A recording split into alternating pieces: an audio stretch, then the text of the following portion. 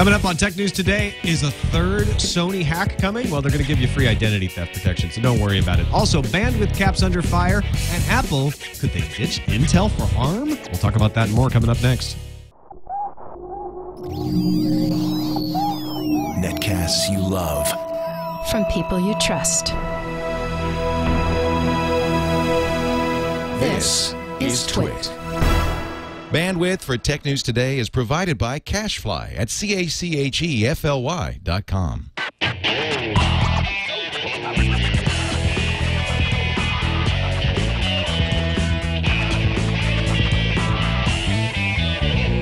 This is Tech News Today for Friday, May 6th, 2011. Tech News Today is brought to you by Netflix. Watch thousands of TV episodes and movies streamed to your PC, Mac, or TV instantly. Plus, get DVDs by mail in about a business day. For your free 30-day trial, go to netflix.com/twit. Welcome to Tech News Today. I'm Tom Merritt. I'm Sarah Lane. I'm Iyaz Akhtar. I'm Jason Howell. And this is the show where we kick around the tech news of the day along with you, try to make some sense of it. Sony under attack again. What now? Third They time's did a nothing. charm. Boy. Well, first of all, They're just trying to get attention. Yeah. they are. Day 14 Look of at me. continuing Look at me. I'm coverage. being hacked. Howard Stringer has posted a letter explaining the delay, saying that we just had to make sure we got everything right. Forensic analysis takes a while. Now, I want to compare this to LastPass's response, which was, we're not sure exactly what happened, but you know what? We're just going to be safe rather than sorry. Sony took a long time to say, let's be safe rather than sorry. But anyway, he blamed it on forensic analysis. PlayStation Network members have been given a year of identity theft protection from Debix Incorporated.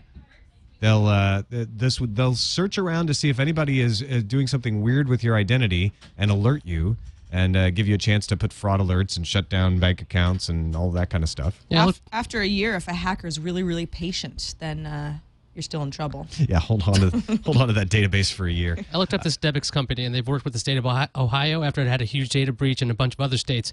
And on their About page, it has, to date, Debix has protected over 800,000 consumers.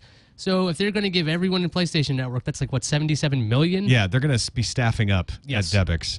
The way it'll work, Sony will email you a code, and you'll have until June 18th to sign up and take advantage. So probably not all 75 million people will take advantage of it, but still, it's a lot of folks for them to protect all of a sudden. Patrick Siebold posted on their blog today, our global network and security teams at Sony Network Entertainment and Sony Computer Entertainment began the final stages of internal testing of the new system, an important step towards restoring the PlayStation Network and Curiosity services. Now, they did say they hope to have the service back up by the end of this week. We're at the end of this week. They said that last week. Yeah. Last Friday, we were like, well, hopefully over the weekend we'll see service restored. The key word there being we Final hope. stages. Sounds very vague to me. Yeah. Observers of an IRC channel told CNET a third attack is planned this weekend. So that, if that were true, that would upset Sony's plans to go back online. These folks in the IRC channel say they're in control of some of Sony's servers right now, and they plan to reveal some or all of the data they possess. What else, if Sony doesn't bring the PlayStation Network back this weekend, what else could they possibly take down? The Sony websites? I mean, Sony Online Entertainment is down, Curiosity's down, PlayStation Network's down. What's left standing? There's certainly not a lot more services that they could go after, I guess, but there's all kinds of servers that Sony's running. They're just going to have sit-ins at Sony-style stores. Maybe. That's what's going to happen. No, you don't think there's other valuable Sony assets out there online still that That's they could possible. go after? I mean, they probably have partnerships, and their actual websites are still up, though. Sony-style stores, Sony.com is up still. Sony Style Store has checkout. Lots of bank account information there. They could go after that, I guess. Do you think Sony would wait till after this weekend to launch PlayStation Network, or do you think they will just test themselves by putting it up? I think they plan to launch it back over the weekend. But if this attack threat is true, we're not going to see it launch this weekend. And it could also just be people saying, It hey, could be. we've got information, and we're going to take down Sony and have people like us talk about it. 56% of Americans have internet data caps, and the FCC should investigate it. That's what the New America Foundation and Public Knowledge, two activist groups, have asked the Federal Communications Commission to do. Investigate these internet data caps, especially AT&T. This comes on the heels of AT&T launching their 150-gigabyte data cap this week. Essentially, they're just saying, look, unlike competitors whose caps appear to be at least nominally linked to congestion during peak use periods, referring to the 250-gigabyte cap from Comcast, AT&T seeks to convert caps into a profit center by charging additional fees to customers who exceed the cap. In addition to concerns raised by broadband caps generally, such a practice produces a perverse incentive for AT&T to avoid raising its caps even as its own capacity expands. They also have an odd argument in their letter. It says, together these caps suggest either that AT&T's current network compares poorly to that of a major competitor circa 2008, or that there are non-network management motivations behind their creation. But if you look at AT&T's network, well, that's the end of the quote. If you look at AT&T's network, they're running DSL, so their stuff is kind of way old. I mean, aren't they proving that? It's old, but remember the DSL. The difference between DSL and DOCSIS is that with cable DOCSIS, you actually share the bandwidth amongst people on a node. With DSL, it's supposed to mitigate against that. So one heavy user shouldn't really affect the other users on the network. Right, but even the max DSL speeds compared to like the low-end Comcast speeds you could get, or in coax, it's not even equivalent. So I mean, their technology isn't. Well, it's not about speed; it's about congestion. I think that's the point they're making. Well, I'm just saying that if they're comparing networks, I don't know. I mean, AT&T's U-verse is not exactly known as a blazingly fast network. Now, people in Canada, where they have 2 gigabyte and 15 gigabyte caps, are just laughing at us. Yeah. But you're 150 whining. gigabytes. But you know what? I think we're going to see more and more of this call to investigate and pay attention to caps as more companies put them in place, because there's a lot of good arguments out there that bandwidth is cheap, and rolling out more capacity is cheaper than these folks want to admit. And so this idea that, oh, we can't pay for rolling out faster networks if we don't put caps in place and charge people more is going to be investigated. I'm all for that. I'm not necessarily for the FCC slapping more regulations, because I think that might just makes things more complicated and worse. But I am all for investigating and shining some light on the practice and saying, look, you want to put in caps, fine, but don't say it's because of one thing when it's not. Don't say you're putting in caps because of congestion when it's not congestion. Don't say you can't add capacity because it's expensive when it's not as expensive as you're saying. Yeah, don't be evil. And please don't be evil. We appreciate that. All right. Apple reportedly going to ditch Intel for ARM in MacBooks and MacBook Pros. This according to a blog called Semi-Accurate News. Let's just take a beat. Semi-accurate news. Yeah. Okay. Kind of like Sub-Brilliant News. Sure. Except Sub-Brilliant News is all parody. And it's you. And Semi-Accurate. And you didn't write this article. No, Semi-Accurate is supposed to not be parody. But they say sources tell that Apple will move to ARM within 2 or 3 years, potentially coinciding with NVIDIA's release of Project Denver CPUs. NVIDIA announced at CES this year that they're going to develop CPUs on the ARM platform. Software incompatibility would be an issue. IDC said ARM is going to own 13% of the PC processor market by 2015. That's not much. I can't see Apple moving ARM into the MacBook Pro. It just, I think they want a more powerful processor in the MacBook Pro, unless they're going to get rid of the MacBook Pro line and just go focus on the MacBook Air and be all cloudy about everything. I mean, what about people like me who do a lot of processing and video editing? Yeah. Can't do that on an Air. Well, I don't know. Maybe in a few years it would be possible, but it's not possible now. Apple's kind of done whatever it wants on the processor front. They used to be with PowerPC, and IBM used to provide that. Then they moved to Intel, so they had to rewrite their entire operating system. So now they're running, 2 operating systems, iOS, which is running on ARM anyway. So, I mean, the idea that they would kick out Intel after joining them and rewriting their entire operating system for it seems a little iffy. I mean, this makes a lot more sense for the PC market, where you can't control what goes in the hardware. So you could have like an ARM-based tablet or a laptop, and Microsoft has nothing to say about that. They can just say, hey, look, we got Windows for that. But Apple doesn't bother with that kind of thing. They make their own hardware, they make the software, and they make it work together. So they don't have to like placate ARM users, you know? I could see the MacBook Air running a Project Denver CPU, but then you would have 2 different platforms going on, and that's an issue. I can't see Apple saying we're going to be Intel on MacBook Pros and ARM on MacBook Airs. I don't see why they would bother to support all of these things at the same time. And I can't see them switching to ARM, especially after that whole discussion we had about Intel and their new processors. I mean, they're really moving ahead with that. I think they were calling it 3D based gating and everything. So they really are moving ahead. So the idea to ditch Intel now for a lower powered and not as exciting ARM architecture seems very strange. Yeah, the article is written at very sources tell us this is a done deal. You're not going to see the results for a few years, but it's a done deal. That just sounds, I don't know. I mean, I'm not saying they weren't told that, but it sounds like...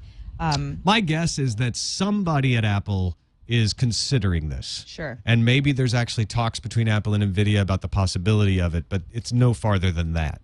Right. Because companies are always considering things Sure. to see if there's an advantage. That's how you figure out how to make change, is you investigate and say, would there be an advantage? My guess is they're going to find out. I mean, arguably they could put iOS on some kind of laptop style machine, but I mean, even Apple has said nobody wants to use a laptop that way. And that, what do they call it, Gorilla Arm? You have to keep touching the screen. So I mean, unless they're going to do an iOS-based system, I don't see why ARM would be in their laptops. Or maybe it would be called the Gorilla Arm processor. Maybe. And it would just be all part of a marketing plan. Let's take a break from that and thank Netflix for helping to bring us tech news today. Netflix delivers movies directly to your home, saves you time, saves you money, saves you hassle. You can instantly watch thousands of TV episodes and movies streamed directly to your PC, your Mac, and your television. You got an Xbox 360, a PS3, or a Wii? You can stream Netflix right onto your television. A lot of televisions have a Netflix app built into them anyway. So you might want to check that out. Plus, you can get DVDs by mail in about a business day. Watch as many movies as you want, anytime you want. Never any late fees, no due dates. They have great movies available for the instant streaming, too. Right now, you can watch Kick-Ass. I've never seen that. See, you could watch it. You could watch it right now if you just great. left the show and went to your iPad Should and watched Netflix. Do you want me to go? No, it wasn't a can go. hint. I'm just saying it was possible. Okay. Yeah. Just sounded like you wanted No, me it to wasn't. leave. I wasn't saying I want you to go. I'm just. But I could if I wanted to. Yeah. I It was, don't. It was more because of a I love possibility. You guys. Yeah. Please don't go. We Platonically. We need you here. Of course. Just keep going, Tom. HR Puffin stuff. Also available. Yes. On Netflix streaming. All right. Yeah. I don't know what that is, but it sounds good. You never watched HR Puffin stuff? Oh, you're too young. Ugh. Oh, this is an old. It's like for late olds? 70s morning kids TV. HR Puffin. So I was still Sesame Street in the late 70s for me. I was all Sesame Street and Electric Company. Not Saturday mornings? You didn't do anything on Saturday morning? No? All I was able to watch was PBS until like third grade. I didn't really know that there was Well, other now TV. you can relive my childhood All on Netflix. right. Be a child again. I will. Instantly After watch we're done here. HR Puffin stuff and Kick-Ass back to back. And do it for free for 30 days, folks. So sign up for the free trial at netflix.com/twit. That lets them know that you heard about it from us, that you support TWiT, and it gives you 30 days of free streaming movies. So you can't beat that. Thank them for their support of Tech News Today. IDC says smartphones grew 79.7% in the first quarter of the year. That's not a big surprise. What is notable, though, in the smartphone universe, Apple is now the #2 manufacturer. They passed RIM to take 18.7% of the market, up from 15.7% a year ago. RIM is #2 at 14%, down from 19% a year ago. And Samsung #4. In top 5 mobile phone vendors, Nokia still leading the way overall. Samsung #2, LG #3. Apple, even though they only make smartphones, is the #4 overall smartphone vendor. Bad news for Nokia, though, in Western Europe. Yeah, they're losing their home court entirely. The weird thing is every time we look at Apple stats or RIM stats, I mean, I always find those much more interesting because they only have their own operating system. So when Samsung has growth, they're looking at this quarterly growth of 350%. It's because they have so many different operating systems. They run Android, they run something called Bada still, I think, and they run Windows Phone 7. So they can get all kinds of market share because they're Samsung and they run everything. But when Apple moves up, that means iOS is gaining more ground, which is even more surprising considering it's one small operating system in the whole sea of operating systems out there. Yeah, Samsung grew 350%, HTC 229%, and Apple 114%. So Apple looked paltry in their smartphone growth because they only have one platform to grow on. And RIM's got 31% growth.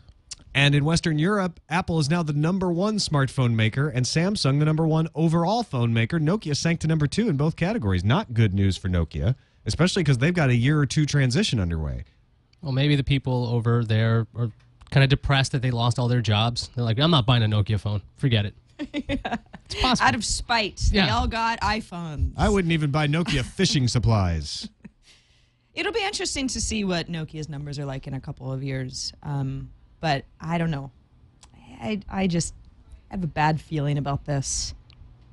You've got a Luke Skywalker Star Wars feeling about Nokia. Yeah, I do.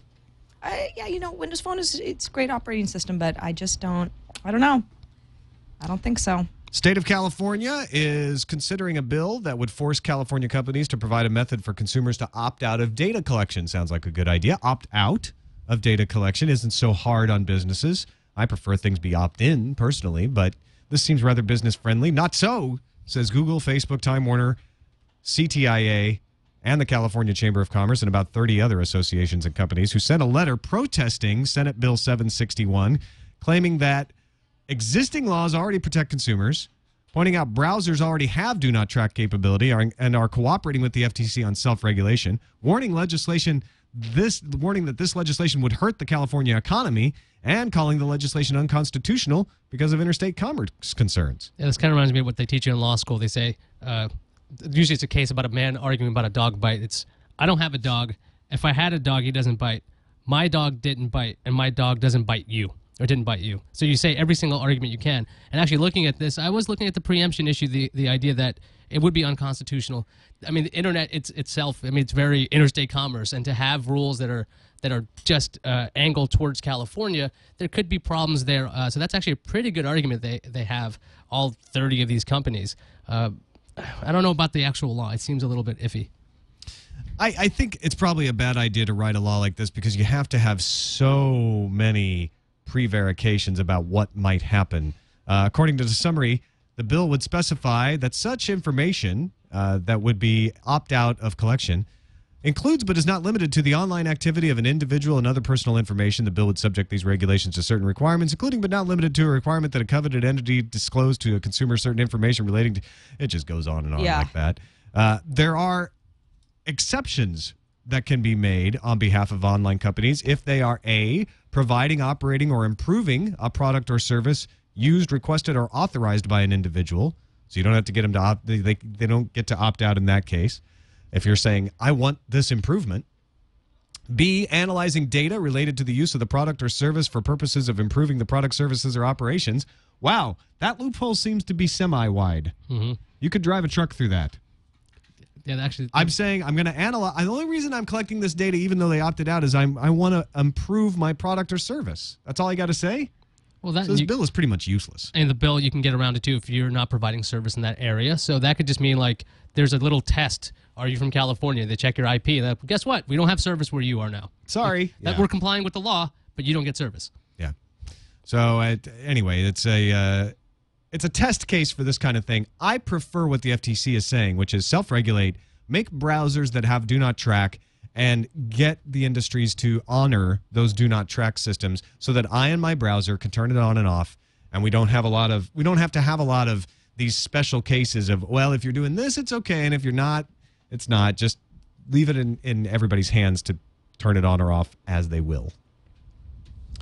CTIA is launching a voluntary self-certification of apps. They actually launched this near the end of March, but now an advocacy group called ACT said its 3,000-member Association of Software Developers believes the initiative could stifle innovation and interest in app development. Morgan Reed is ACT's executive editor.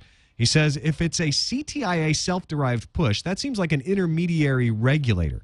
A preferred model would be the ESRB that rates video games, which is funded and managed by game developers. ESRB's rating system is actual self-regulation, and ESRB is already putting in place a self-rating system for downloadable games. The problem here is that apps right now don't have a systematic way of being rated.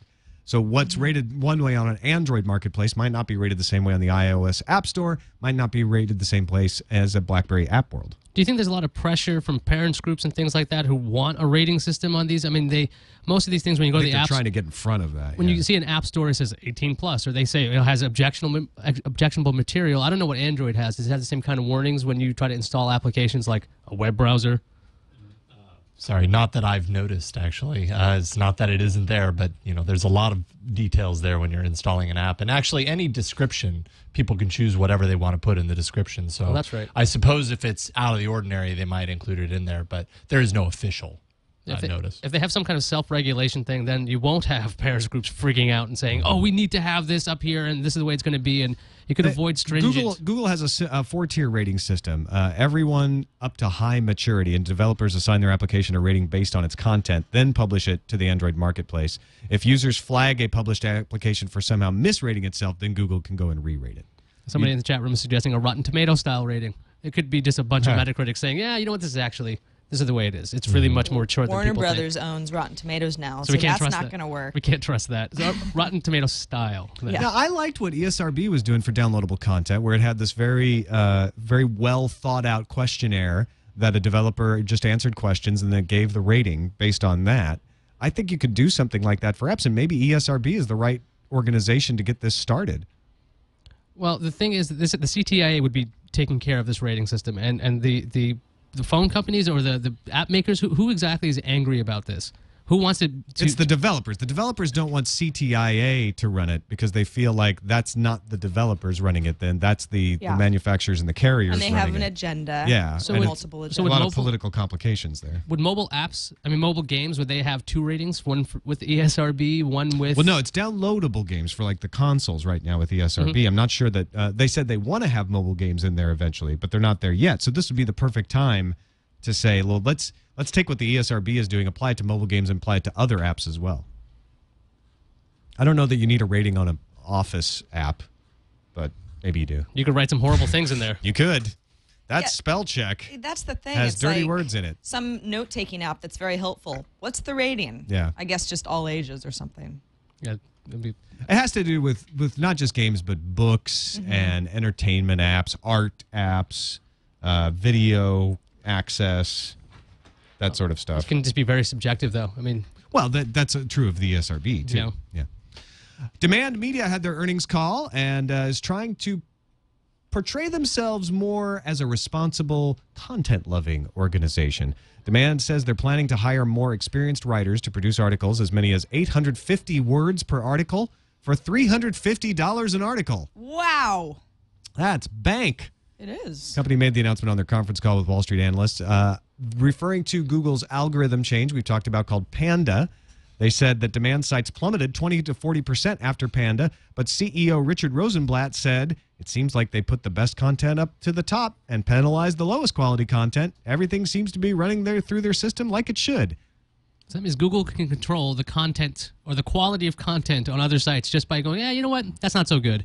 So that means all the lousy stuff on eHow, like how to run a meeting, actually inviting people. That was the example in the Wired article because I'd forgotten that existed out there. That stuff will fall to the wayside, and Demand is going to try to actually have better content. That's a win-win. Do you think they're afraid of Google? Isn't everybody afraid of Google? Not me. I'm not afraid of you, Google. Well, they're, Come and they're, get me, Google.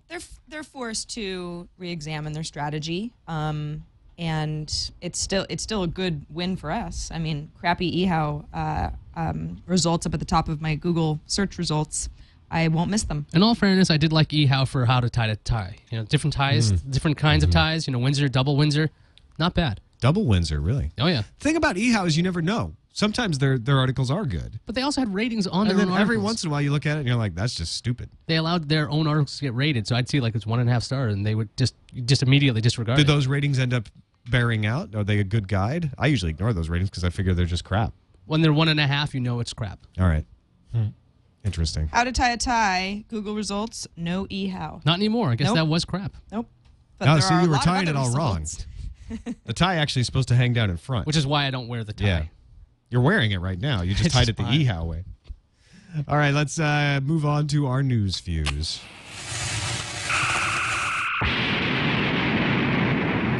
I'm bringing Linux back to the PS3. Yeah. GetBrew.com has come up with a way for PS3 users to install Linux on all PS3s, both fat and slim models, PHAT models as well. This time, Linux won't be a virtual machine. Linux will be able to access natively all the PS3 hardware. Apparently, the method isn't super easy, and it's not officially sanctioned by Sony, of course, but you can do it if you want. San Francisco is pondering a law that would require cell phone retailers to slap a label on cell phones warning customers about radiation levels. We've talked about it on the show before. The CTIA decided to sue the city over it. And guess what? Now the law is not happening. And it's expected to get redrafted if it even ever sees the light of day again. Turns out there's another reason or a reason to join one of those hotel loyalty clubs. You can get free Wi-Fi. Hilton, Hyatt, and Starwood Hotel loyalty members will get free Wi-Fi if they're part of the Gold or Platinum Club. But anybody who joins the Marriott Club gets Wi-Fi for free, no exclusions. So I guess that's a reason why you'd go to the Marriott. Is that why? Yes. No exclusions. I like it. If you didn't know, Oracle is suing Google, citing over 100 patent claims, and the judge presiding over the case thought that was a bit ridiculous and has told Oracle that it needs to reduce the number of patent claims and defenses to 3. Why 3?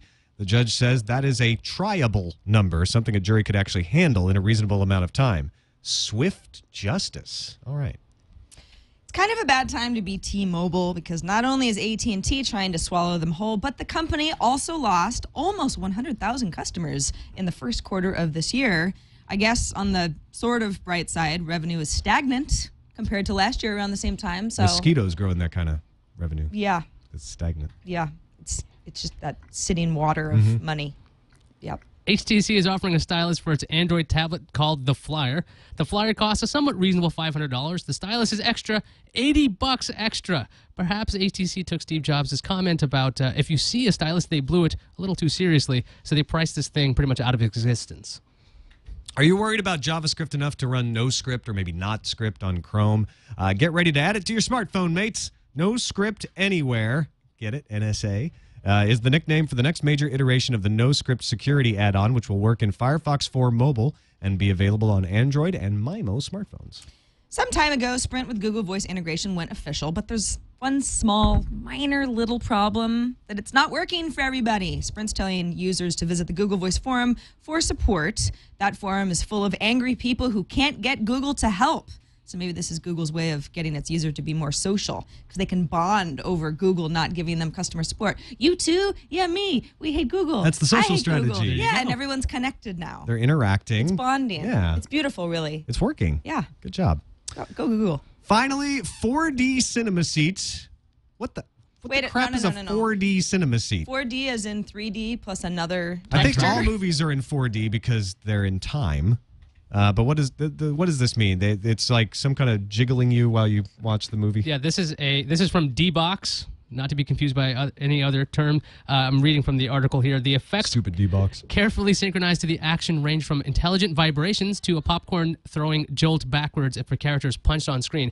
So as things are happening in the movie, you can get kind of flung around by your chair. And if you find this to be too sickening, there's a little control next to you, so you can actually dial it down a little. I like that. Actually, I like this a lot. I just hate them calling it 4D. That sounds really distracting. Well, I mean... But let's say that you're like, I don't want this. So you turn yours off, but then the guy next to you It's is just like flailing all around. over the place. I can't watch a movie like that. Well, then you're going to have to go in large groups, I guess. Make sure you have the whole row. Right. Or be like, that seat's saved. And that Everyone seat's... has to agree. We're all turning our seats off, This right? is the motion sickness aisle right here. But I mean... You just get a little minor vibration. Theaters trying to get people in the door makes a lot of sense. I mean, there's really little reason to go to a theater other than 3D and now your chair being flung around, right? Yeah. I like I said, I think it's stupid to call it 4D, but, I'm liking the idea here anyway. Let's move on to the calendar. There's a meteor shower tonight, and it's going to rain bits of Halley's Comet onto Earth. Well, not onto Earth, but over the Earth.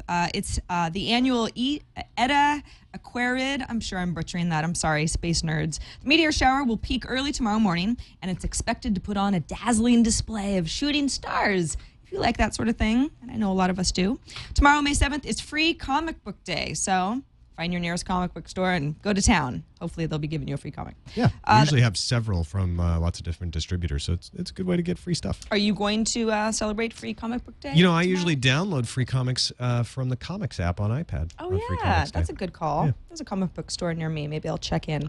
Nexus S4G launches on Sprint at Sunday, May 8th. Long lines for the Apple iPad 2 in China. They like it. It's a hit. They're all about the iPad 2 over there. You can finally got it. Yep. You can start sharing your Gears of War 3 beta invites beginning also Sunday, May 8th. The HTC Flyer begins shipping on May 9th across Europe anyway. And next week, CEOs from big wireless companies are going to testify on Capitol Hill for and against the proposed $39 billion mega merger between AT&T and T-Mobile USA. What's that subcommittee called? Oh, it's fun. It's called the AT&T/T-Mobile merger. Is Humpty being put back together again? That's actually the name of it. Is that a Digital Underground reference? It might be. I'm not sure. I guess they're just naming things whatever they feel like naming them. So Do they really name it that? That's crazy. that's really the name of a subcommittee. Yeah, I don't know. So of course we've got CEOs of AT&T and T-Mobile saying we're in favor of the merger. Sprint, Nextel, and regional carrier Cellular South CEOs will be there to testify against the merger. Yeah, that makes sense. Yeah. Also next week are the highly anticipated mobile privacy hearings with Apple and Google. So everybody get your Star Trek jokes ready because Apple is sending none other than Bud Tribble. He's the VP of software technology. He actually co-founded Next. And I'm sure he's never heard anybody make a Star Trek joke to him. The Twibble with Twibble. All right, moving on to the email, tnt@twit.tv. First one from Andy, otherwise known as the Gorse Fox. Says, hi, I'm an avid listener to TNT. I tend to download a week's worth at a time, and I listen to them as I enjoy my weekly commute to and from the West Country. The West Country. The West Country. It's a wonderful place. It's becoming even clearer to me that the biggest inhibitor to growth and innovation in the USA is lawyers. Yes. Are you listening, Iyaz? Lawyers. Listening from across the Atlantic to news of one lawsuit or claim or patent infringement or another on a day-to-day basis makes me realize why my gadgets cost so much. It's nothing to do with research and development costs, manufacturing costs, or marketing. It's about clawing enough money from the poor suckers that buy the gadgets to pay the parasitic lawyers that seem to dictate and control everything that you do. Has anyone in the U.S. done any research to calculate how much they cost the consumer each year? Isn't it about time for a revolution? Burn the lawyers! Burn them! Yeah! With an X-Acto Get him with an knife! X-Acto knife! Get him! Wait a minute, Iyaz is a lawyer. Yeah, how about I give a somewhat measured response to Andy, okay? No. Let me explain as a card-carrying member of the ABA, the American Bar Association. I thought it was the American Basketball Association. That's defunct. Okay. It's no longer in out there. It's with the NBA. But let me explain something about lawyers. For the most part, they're kind of like guns, okay? They don't just kind of go off on their own unless they're class action or ambulance chasers. There's these things called clients, okay? They tell you what to do. So the lawyers just don't get together and like, hey, let's sue these guys. You have companies like Sony saying, you know what, we don't really like George Hotz. We're going to sue him. The lawyers then go, you sure? You positive about this? And then they have to go and do their jobs. So if you want to blame anybody, blame the clients, not the lawyers. Also, watch This Week in Law, and you'll see some very tech-forward attorneys on there, and they're not the problem. So you're saying all lawyers aren't bad? No. Just most That of is not what I'm saying. Oh. What are you saying? I'm saying that they aren't the problem. You're saying no lawyers are bad? No. They're- I'm every not saying lawyer is- anything in any affirmative way. When did you stop beating your wife? When did you stop hating Linux? Yes. So, no, but it's a good point, which is there are some lawyers, like you mentioned, the ambulance chasers out there. There's some who give us a bad give name. lawyers a bad name, and they range from ambulance chasers up into the corporate world as well. But just as often, it's the corporations who use the lawyers as tools to beat each other over the head.